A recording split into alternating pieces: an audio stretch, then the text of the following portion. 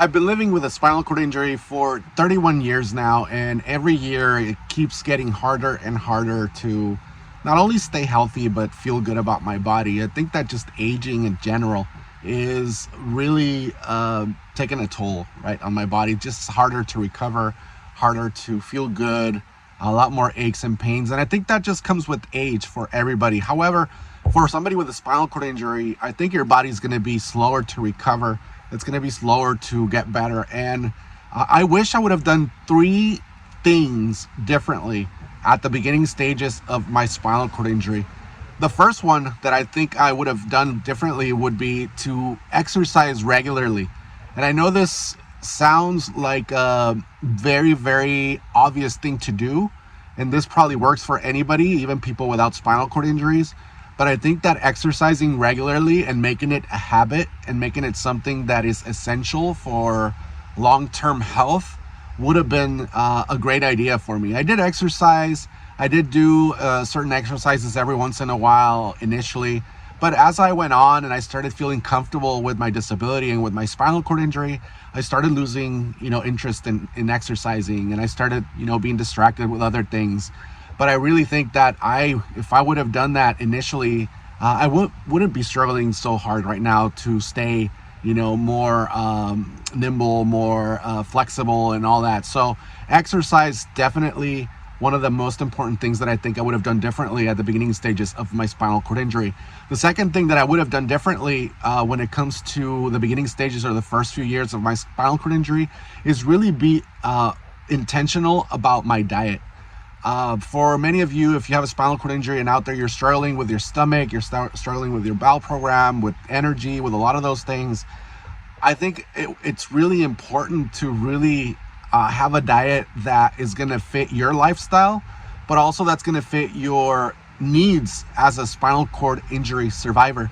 I think that in my case, I would just eat anything. And for a while it worked because I was young, my body was working, my stomach was just, pretty much normal. I would have accidents every once in a while, or I would have, issues with my stomach, constipation and stuff like that every once in a while. But for the most part, it went really well. So I would just eat anything, right? Maybe a little fiber here and there. I would drink Metamucil or take Metamucil at night, and that was it.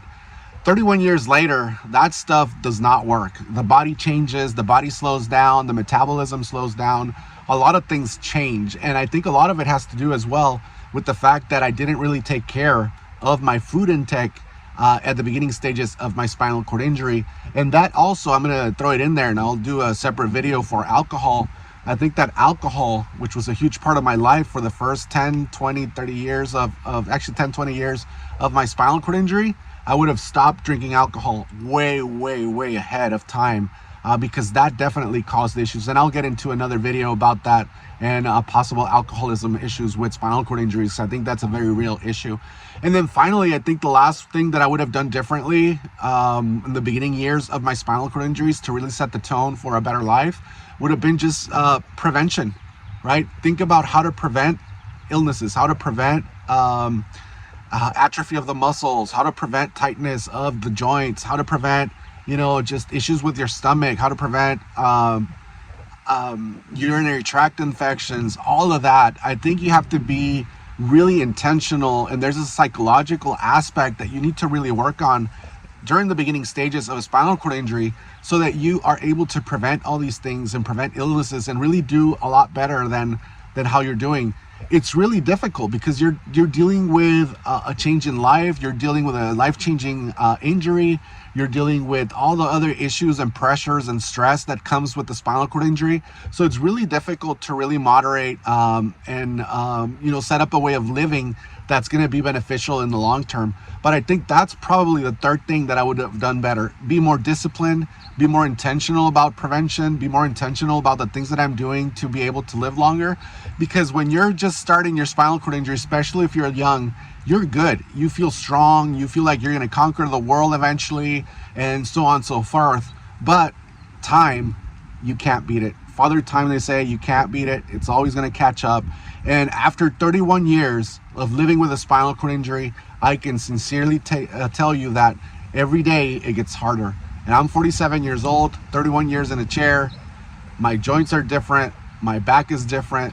Everything is different. There's a lot more aches and pains.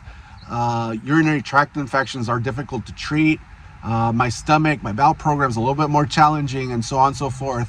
And it's harder to lose weight as well. So a lot of these things are common sense for anybody without a spinal cord injury. But for somebody with a spinal cord injury, they need to be definitely common sense, and they definitely need to be incorporated into your lifestyle. So that's it. Those are the 3 things. There's obviously more, and I'll share more eventually. But if this video was helpful to you, if you have a spinal cord injury or love somebody that has a spinal cord injury, feel free to like, subscribe, leave me your questions below in the comment section, or share this video, and I'll see you in the next one.